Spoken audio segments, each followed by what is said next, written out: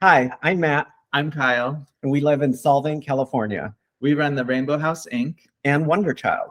Solvang is kind of modeled after a Danish town, so there's a lot of influences from Denmark. It's kind of like a Danish Disneyland, if you will. There's windmills and beautiful architecture. There's yummy food. It's fun for a lot of people. It's not fun for the queer community. I grew up here and it was never okay for me to be my authentic self.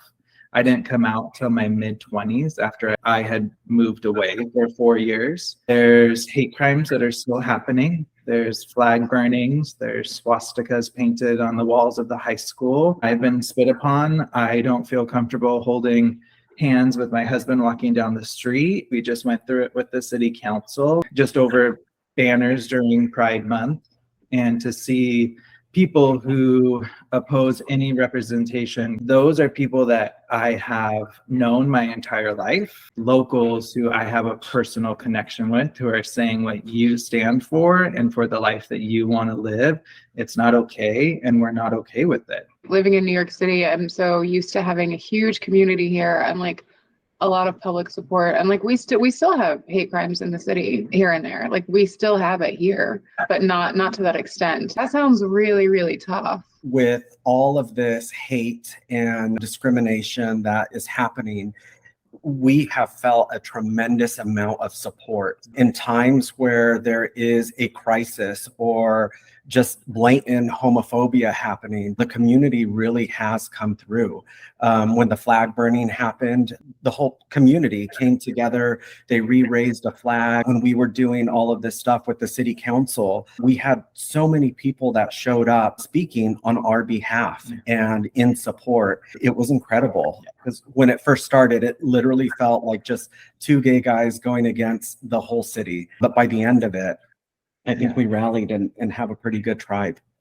Just felt like two gay guys going up against a whole city, and you did it anyway. We You did it anyway. It wasn't about banners. Yeah. It was about the bigotry and hate and homophobia that was just like spewing out of this council and the town. I mean, really, that's why we opened Wonder Child, is we wanted to create like a place of inclusion and diversity where any child could walk in and really see themselves represented, and really just a safe place, like a place where our kids would feel safe to come in and explore and pick up toys. That progressed into the Rainbow House because we realized that it's not just kids who need that, like it's us adults who are also seeking that, and it's kids at the high school that are seeking that. So that's the eventual goal with Rainbow House, is to create that larger capacity to where we could really meet issues like mental health and medical and food necessities and clothing necessities, and just create that space that is super safe.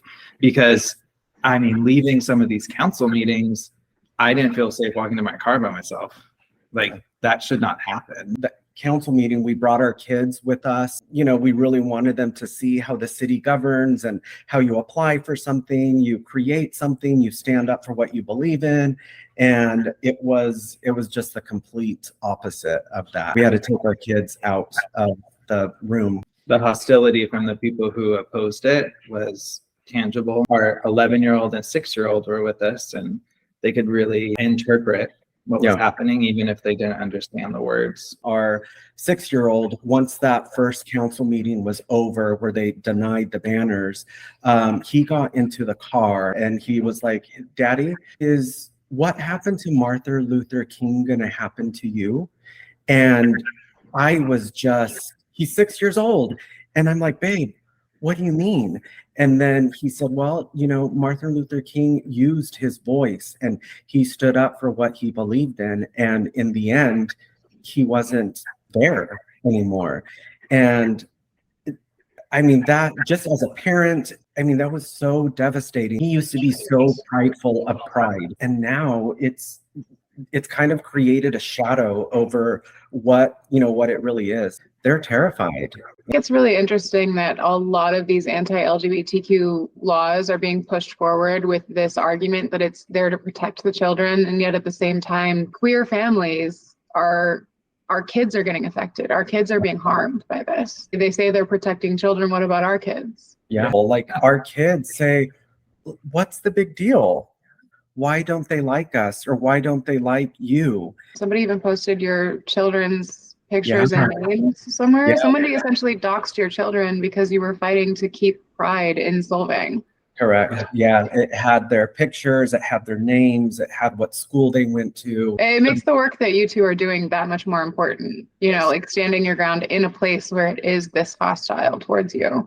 Because who else is going to do it, you know? We're just trying to exist. You know, sometimes we forget to celebrate like the small victories. When the decision was made that we get to hang those 10 banners for a couple days during June, everyone in the room like clapped and were cheering and celebrating.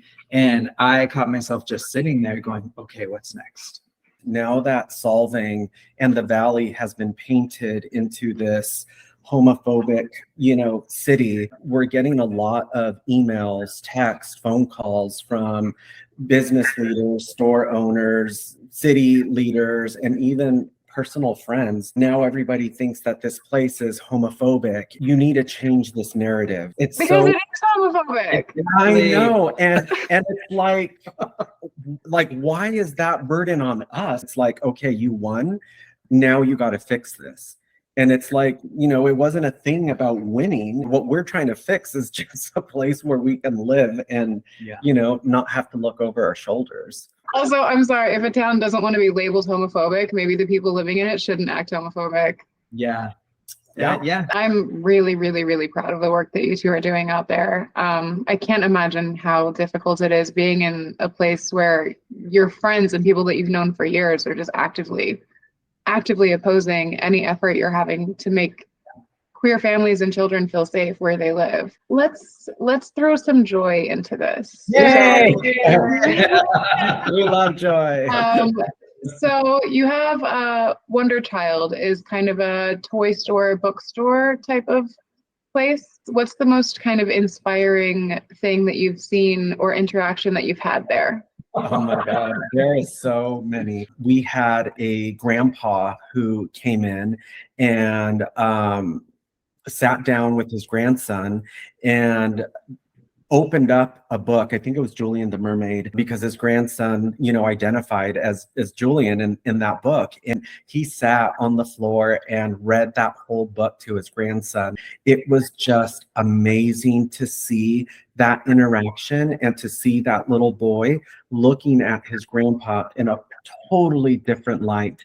And I mean, and you can see the pressure of this boy going, my God, someone sees me. That's something that is always in my heart. We provide costumes and like that sort of stuff. We were one of the first stores where this child came in and was able to put on a dress and feel comfortable and seen. And they came in with their mom, and slowly you saw them coming in and putting on those dresses, but not taking them home. And then the next time there may have been a sibling with them and they put on dresses. And we were able to witness the progression and how the concept of being trans was really introduced into their family.